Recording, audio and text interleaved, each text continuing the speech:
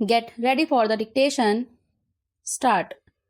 In discussing the demands for grants of the Finance Ministry, we have got to see to what extent the administration of this particular ministry has led to the development of our national wealth and the securing of the welfare which our state claims to have in view.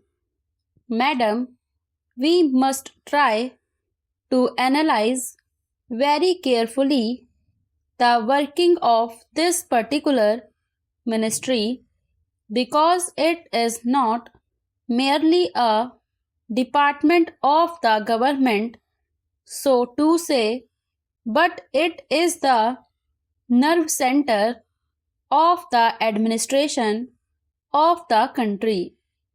I would like first to refer to the role of foreign capital because in determining the manner in which the permission of capital issues has been granted by the particular administration, we should keep in our mind to what extent the interests of our nation have been served.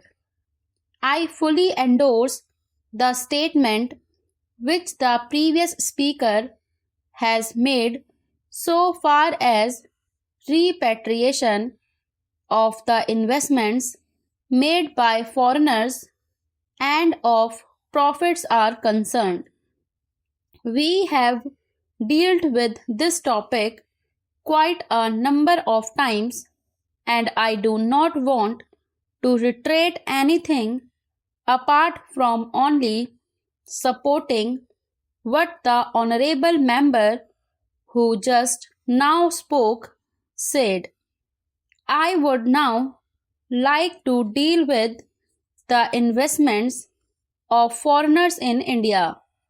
Madam, the government of our country accepted the proposition that in allowing foreign investment, it should come in only in such industry and such form of production wherein our national investors will not come forward and in which technical skill is wanted. There is also one other factor which the industrial policy of our government of 1948 as adumbrated further in 1949 by the Prime Minister laid down.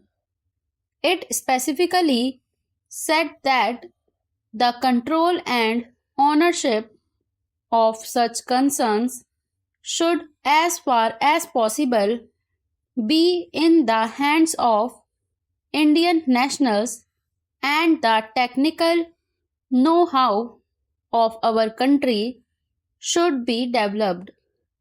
I would like to emphasize the figures that have been put forward for the last few years.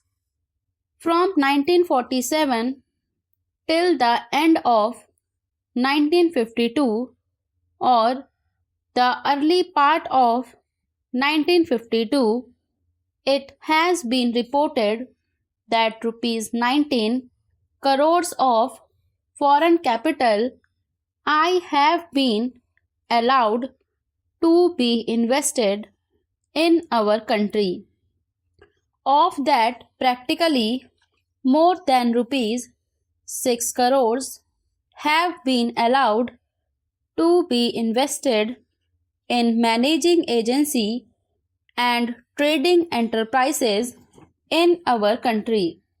So far as the government policy is concerned, we find that a sum of rupees 4 crores has been allowed to be invested this year.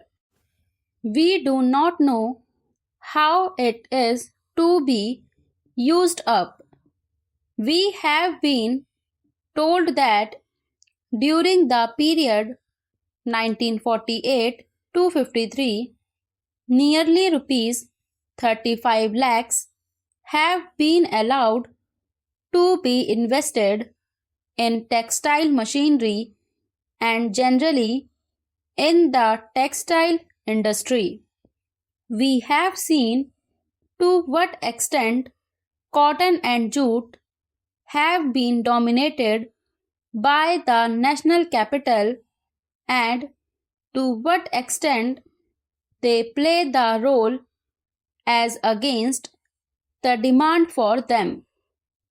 We know further what the government is doing in regard to these industries and how the Indian counterpart in these industries are behaving. Then, why this further penetration of foreign capital? Even in regard to the expansion scheme, we find that paints, soaps, electric fans, and machine tools are some of the industries where the government is allowed foreign interest to establish or expand their factories. It will adversely compete with the production of the country when the indigenous producers do not find any market in this sphere. Therefore, we have got to see to what extent the capital issue has been regulated by this government and particularly by the finance department so that the national well-being of the country could be guaranteed. Then we have got to look into the fact as to how far the new industries are allowed to function. So far as the oil refineries are concerned, some of them have been established and some more are going to be established very soon. In the control of the administration, the Indians have no share.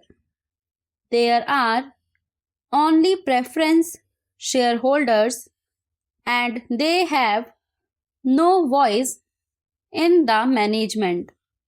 So far as the administrative aspect in this industry is concerned, the most important part of it is the technical know-how. They do not guarantee that they will train the Indians.